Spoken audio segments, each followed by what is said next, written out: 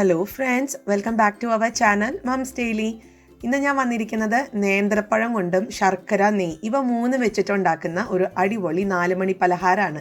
ഇതൊരു മധുരത്തിൻ്റെ റെസിപ്പിയാണ് കേട്ടോ. ഇതൊരു പഴം കൊണ്ടുണ്ടാക്കുന്ന ഹലുവയാണ്. അപ്പോൾ നമുക്ക് എങ്ങനെയാണ് ഈ ഒരു നല്ല പഞ്ഞി പോലെ നല്ല സോഫ്റ്റ് ആയിട്ടുള്ള ഈ ഒരു ഹൽവ തയ്യാറാക്കുന്നതെന്ന് പെട്ടെന്ന് കണ്ടു നോക്കാം.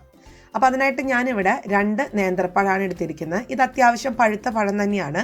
പഴുത്ത പഴങ്ങൾ എടുക്കുകയാണ് ഏറ്റവും നല്ലത്, പഴുപ്പ് കൂടിയ പഴങ്ങൾ. അപ്പോൾ അതാ ഞാൻ ആ 2 പഴം നേന്ത്രപ്പഴം ഇതുപോലെ മിക്സിയുടെ ഒരു ചെറിയ ജാറിനകത്ത് ഞാൻ ചെറിയ ചെറിയ കഷ്ണങ്ങളാക്കി നുറുക്കി ഇട്ടിട്ടുണ്ട്. ഇനി നമുക്കിത് 1 മിനിറ്റോളം മിക്സിയിൽ ഒട്ടും തന്നെ വെള്ളമൊന്നും ചേർക്കണ്ട, ഒന്ന് അരച്ചെടുത്ത് വരണം. അപ്പോൾ ഇതാ നമുക്ക് നല്ല പ്യൂരി, നല്ല എന്താ പറയുക, നല്ല പൾപ്പ് പോലത്തെ നല്ലൊരു അടിപൊളി പേസ്റ്റായിട്ട് ഇവിടെ വന്നിട്ടുണ്ട്. അപ്പോൾ ഇതാ ഇങ്ങനെയാണ് കേട്ടോ ഇരിക്കുന്നത്, നല്ല മഷി പോലെയാണ് ഇരിക്കുന്നത് നമ്മുടെ ഒരു പഴം. പിന്നെ ഈ പഴം നമുക്ക് ഈ ഒരു റെസിപ്പി നമുക്ക് ഏത് പഴം വെച്ചിട്ട് വേണമെങ്കിലും ഉണ്ടാക്കാം. നേന്ത്രപ്പഴം മാത്രമല്ല, റോബസ്റ്റ പഴം, പാളയംകോടനൊക്കെ വെച്ചിട്ട് ഉണ്ടാക്കാം. ഇനി നമുക്കിതിന് വേണ്ടുന്ന ശർക്കരപ്പാനി തയ്യാറാക്കാനായിട്ട് ഒരു പാൻ അടുപ്പത്ത് വെച്ചിട്ടുണ്ട്.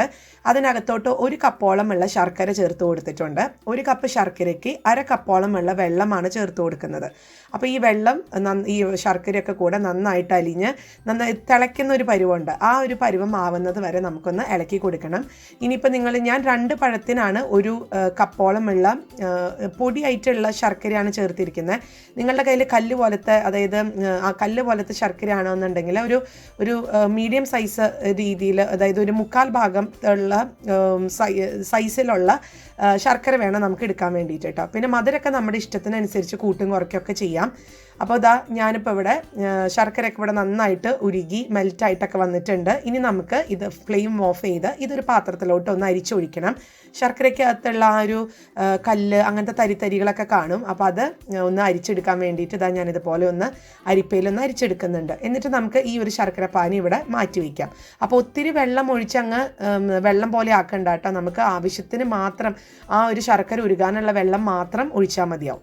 അപ്പോൾ ഇനി നമുക്ക് എങ്ങനെ ഇത് തയ്യാറാക്കുന്നതെന്ന് നോക്കാം. അതിനായിട്ട് ഒരു പാൻ അടുപ്പത്ത് വെച്ചിട്ടുണ്ട്. അതിനകത്തോട്ട് 1 ടീസ്പൂണോളം ഉള്ള നെയ്യ് ചേർത്ത് കൊടുക്കുന്നുണ്ട്. അപ്പം ഞാനിപ്പോൾ ഇവിടെ ചേർത്തിരിക്കുന്ന നെയ്യ് എന്ന് പറയുന്നത് ആ ഒരു കശുവണ്ടി ഒന്ന് വറുത്തെടുക്കാൻ വേണ്ടിയിട്ട് മാത്രമാണ്.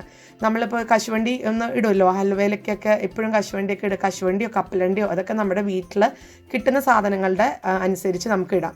അപ്പോൾ അതവിടെ കശുവണ്ടിയൊക്കെ നന്നായിട്ടൊന്ന് മൂത്തൊക്കെ വന്നിട്ടുണ്ട്. ഞാനതൊരു പാത്രത്തിലോട്ട് മാറ്റി വയ്ക്കുന്നുണ്ട്.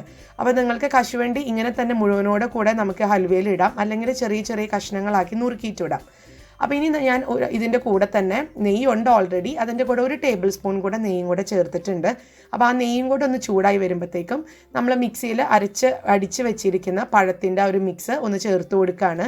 പഴത്തിൻ്റെ മിക്സ് ചേർത്ത് കൊടുക്കുന്ന സമയത്ത് ഉറപ്പ് വരുത്തുക, ഫ്ലെയിം ലോവിലാണ് എന്നുള്ളത് ഉറപ്പ് വരുത്തണം കേട്ടോ. ഇല്ലാന്നുണ്ടെങ്കിൽ ഇത് പെട്ടെന്ന് തന്നെ അടി പിടിച്ച് കളറൊക്കെ മാറാൻ തുടങ്ങും. പഴമല്ലേ, അതിനൊരു ബ്രൗൺ ഷെയ്ഡ് വരാൻ തുടങ്ങും.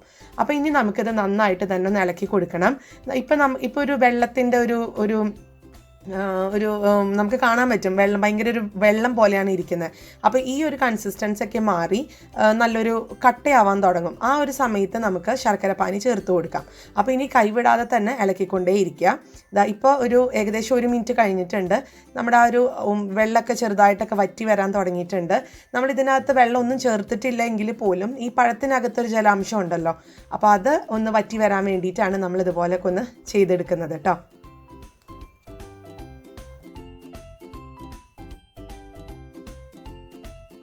ഞാനിപ്പോൾ ഇവിടെ 2 മിനിറ്റോളമാണ് ഇടയ്ക്കൊന്ന് മീഡിയം ഫ്ലെയിമിലോട്ട് മാറ്റിയിട്ടുണ്ടായിരുന്നു. ഇതൊന്ന് ഇളക്കി കണ്ടോ, ആ ഒരു വെള്ളം പോലത്തെ കൺസിസ്റ്റൻസി ഒക്കെ മാറി ഇച്ചിരി കട്ടിയാവാൻ തുടങ്ങി. ഈ ഒരു സമയത്ത് നമ്മൾ അരിച്ചു വെച്ചിരിക്കുന്ന ശർക്കരപ്പാനി അതൊന്ന് ചേർത്ത് കൊടുക്കാം. എന്നിട്ട് ലോ ഫ്ലെയിമിൽ തന്നെ ഇടാൻ മറക്കരുത് കേട്ടോ ശർക്കരപ്പാനി ഒഴിക്കുന്ന സമയത്ത്.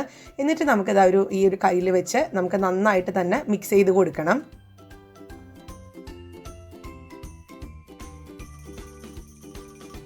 അപ്പോൾ പഴവും ശർക്കരയൊക്കെ നന്നായിട്ട് മിക്സായി വന്നിട്ടുണ്ട്. ഈ ഒരു സമയത്ത് ഞാൻ 1 നുള്ളോളമുള്ള ഉപ്പ് ചേർത്ത് കൊടുക്കുന്നുണ്ട്.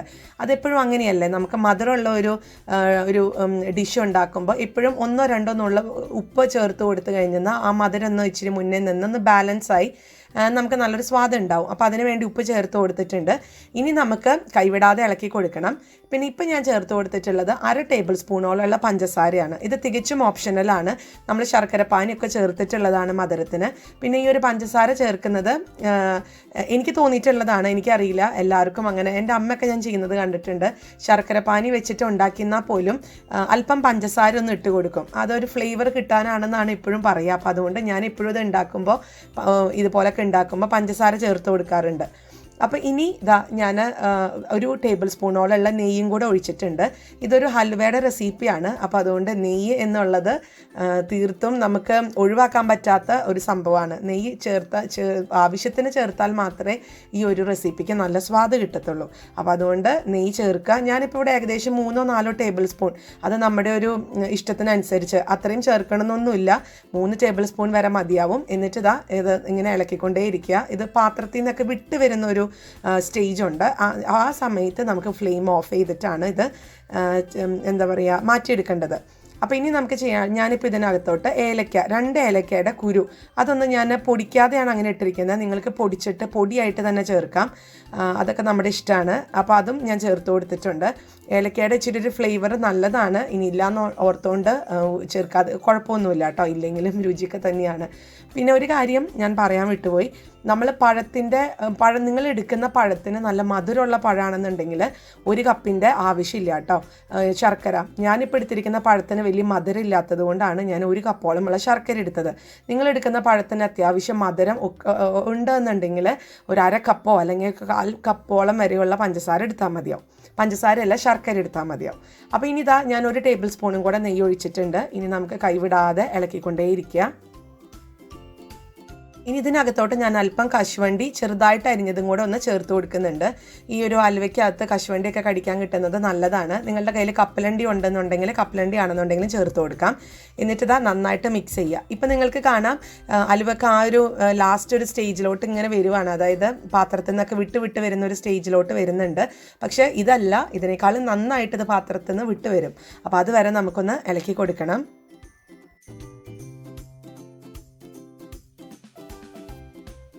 അപ്പോൾ പാത്രത്തിൽ നിന്നൊക്കെ വിട്ട് വരാൻ തുടങ്ങിയിട്ടുണ്ട്. ഈ ഒരു സമയത്ത് നമുക്ക് ഫ്ലെയിം ഓഫ് ചെയ്യാം. എന്നിട്ട് ചൂടോട് കൂടെ തന്നെ നമുക്കിതൊരു പാത്രത്തിലോട്ട് മാറ്റേണ്ടതുണ്ട്.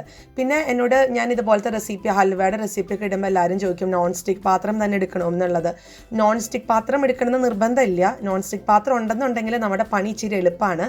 അല്ലാന്നുണ്ടെങ്കിൽ നല്ല അടിക്കട്ടിയുള്ള ഏത് പാത്രം വേണമെങ്കിലും എടുക്കാം കേട്ടോ. അപ്പോൾ ഞാൻ അവിടെ ഫ്ലെയിം ഓഫ് ചെയ്തിട്ടുണ്ട്. ഇനി ഇത് വളരെ കുറച്ച് ഞാനിന്ന് ഉണ്ടാക്കിയിട്ടുള്ളൂ കേട്ടോ. കാരണം ഞാൻ അടുത്തടുത്ത് കുറേ മധുരം ഉണ്ടാക്കിയതുകൊണ്ട് കുഞ്ഞുങ്ങൾക്കൊക്കെ അതൊക്കെ മടുത്ത് തുടങ്ങി മധുരം. അപ്പോൾ അവരാരും ഇപ്പം മധുരം ഒന്നും അങ്ങനെ കഴിക്കണില്ല. അപ്പോൾ അതുകൊണ്ട് ഞാൻ വളരെ കുറച്ച് 2 പഴത്തിനുള്ളതേ ഉണ്ടാക്കിയിട്ടുള്ളൂ. അപ്പോൾ ഞാൻ എടുക്കുന്ന പാത്രം, നിങ്ങൾ ഏത് പാത്രമാണോ എടുക്കുന്നത് ആ പാത്രത്തിനകത്തോട്ട് അല്പം നെയ്യോ അല്ലെങ്കിൽ എണ്ണയോ ഒന്ന് തടവി കൊടുക്കുക. ഞാൻ അല്പം നെയ്യൊന്ന് തടവി കൊടുക്കുന്നുണ്ട്, പെട്ടെന്ന് വിട്ട് കിട്ടാൻ വേണ്ടിയിട്ടാണ് കേട്ടോ. ഇനി നമുക്ക് ഈ പാത്രത്തിനകത്തോട്ട് നമ്മുടെ ഈ ഒരു ഹൽവ ഇട്ട് കൊടുക്കണം.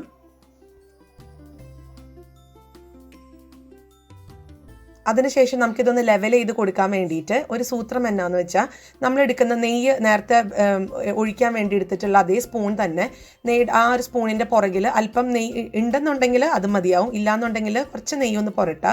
എന്നിട്ട് ഇതുപോലെ ഒന്ന് നമ്മൾ ലെവൽ ചെയ്ത് കൊടുത്തു കഴിഞ്ഞാൽ നമ്മുടെ ആ പാത്രത്തിൻ്റെ കറക്റ്റ് ഷേപ്പിലും അകത്തൊന്നും അങ്ങനെ എയർ ബബിൾസ് ഒന്നും ഇല്ലാതെ നല്ല നീറ്റായിട്ട് നമുക്ക് മറിച്ച് തിരിച്ചെടുക്കാൻ പറ്റും. അപ്പോൾ അതുകൊണ്ടാണ് ഞാൻ ഇതുപോലെ ഒന്ന് ലെവൽ ചെയ്തെടുക്കുന്നുണ്ട്.